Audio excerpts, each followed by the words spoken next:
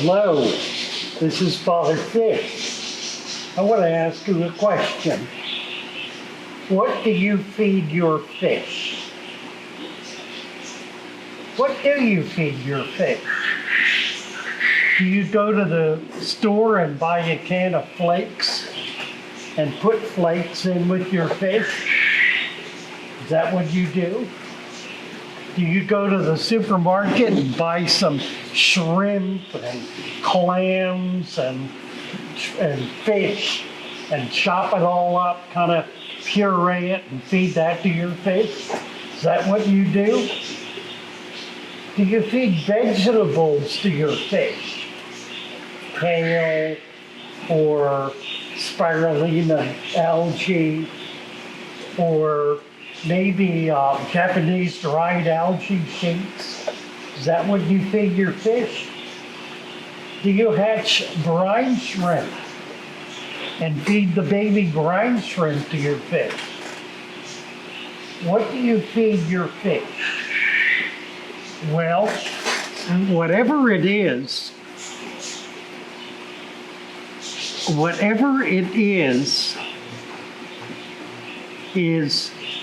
way more than they need.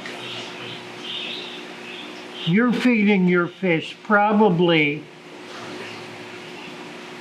10 to 20 to 30 to 40 times more than your fish actually need in order to survive. So, what am I talking about? Well, it's really a function of understanding what your aquarium is.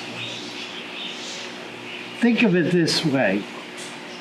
Is your aquarium set up to be one step in a chain of process that moves things through that chain into the tank and then back out of the tank? Is your aquarium that much of a chain of food and water and animals that flows into it and flows out of it? In other words, are you putting food in and then filtering to take excess food and waste and so forth out? Is that what you're doing? If you are, then you're compensating for overfeeding by taking out a substantial portion of the nutrition that you're putting in. And that's certainly a way to be able to maintain a tank. It's not a particularly healthy way to do it. It's not really a sustainable way. I mean, suppose you got a hangnail on your pinky, and suppose you couldn't function because of the hangnail.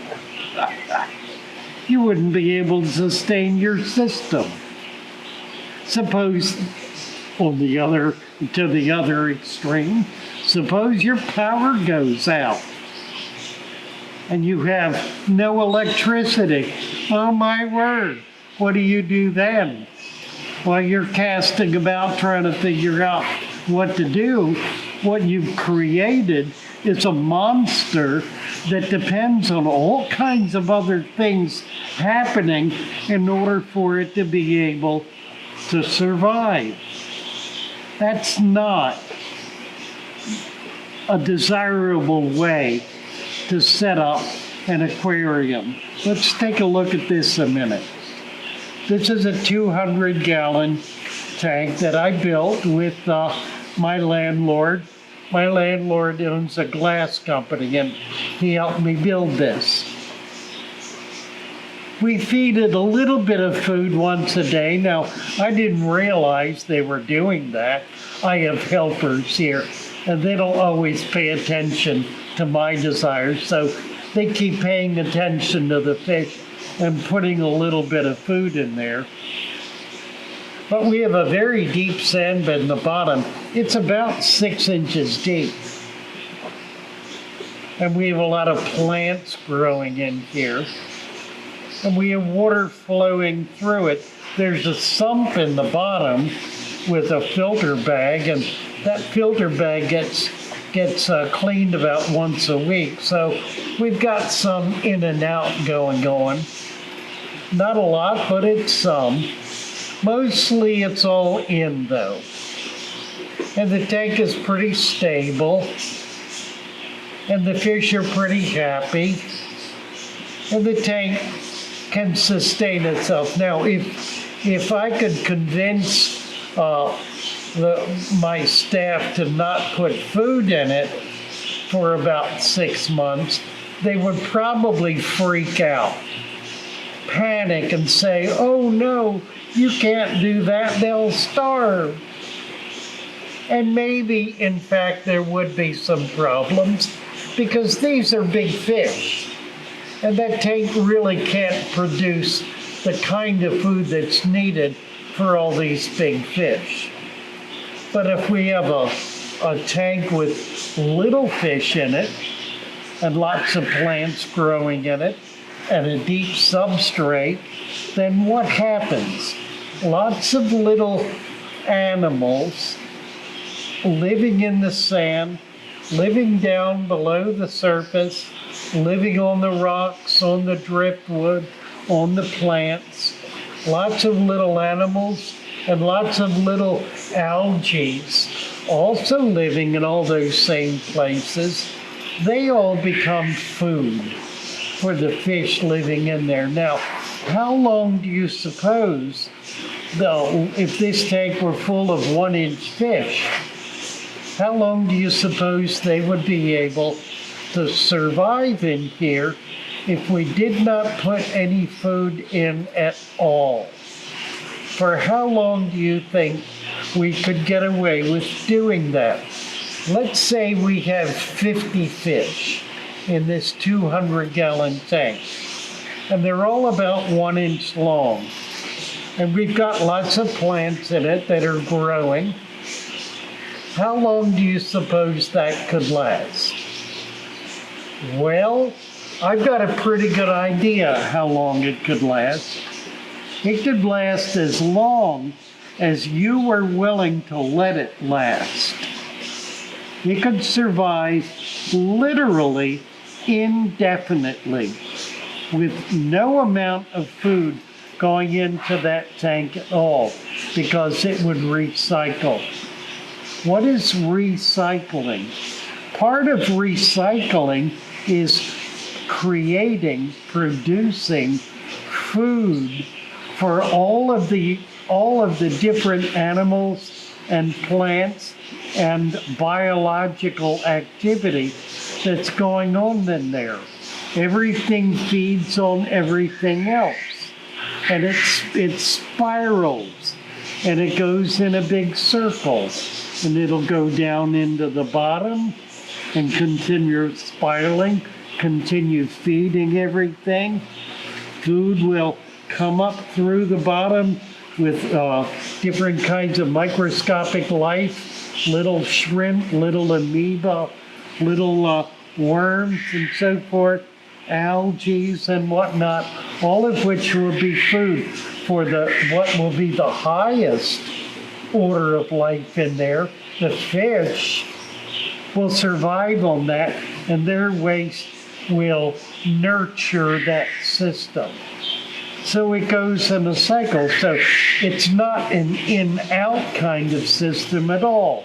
It's everything staying in there and continuing to build this cycle in which everything is feeding off of everything else in the chain. It's like a chain of events, a chain of nutrition that balances itself. And it happens very naturally. It happens kind of automatically. It's what nature really is all about. It's a system that is fundamental to the way the world works, to the way a body of water sitting out in a forest works, to the way a rain puddle that sits there month after month works, to the way any little body of water, or for that matter, any little plot of land, for the way all of that works. It builds upon itself. It feeds itself. It nurtures in a chain. It goes high and it goes low. It goes up to the highest order animal and then back to the lowest order and continues cycling. How long? Well, until certain elements are used up. How are they used up?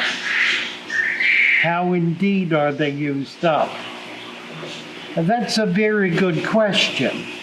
How indeed are they used up? If when a fish dies, it stays in there, it's not taken out and removed, but is pushed down in the sand or allowed to be eaten by the other fish. If nothing comes out, then everything that's in there stays in there. And it goes through that cycle, it goes through that chain of events that we're talking about. And it keeps going and going and going, and it doesn't stop. It just keeps going. It keeps cycling. So in point of fact, the only thing that runs out is what you take out. I mean, water evaporates. If you have it well covered, that'll be very, very slow, but it does. And so you'll probably need to add water to it. My 20-year-old tank has a pretty good cover. I have to add water to it, an inch of water about every 6 months. That's maybe 2 or 3 gallons of water every 6 months. Now, I put water in it that has nutrients, that has minerals. I don't do straight RO water because I'm still apprehensive about what it's losing. So I'm adding minerals back, and they're feeding in the chain and continuing to move that cycle and continue that cycle.